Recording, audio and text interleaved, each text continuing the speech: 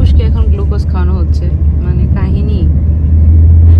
ছোট বেবি নিয়ে আসা যে কি পেন, আমার বাচ্চাকে এখানে সিটের উপর শুয়ে তারপর আমি আর আমার হাজব্যান্ড মিলে টুকুসকে যে গ্লুকোজ খাওয়াচ্ছে। ও পারে না যদিও সেমন খাওয়াতে, এক সাইড দিয়ে দিও, মুখের এক সাইড দিয়ে দিও, হ্যাঁ কোনা আছে না কোনার থেকে, তারপরে দিতে হচ্ছে কারণ বাবু আমার কাছে, আমি খাওয়াতে পারছি না, ও চেষ্টা করছে।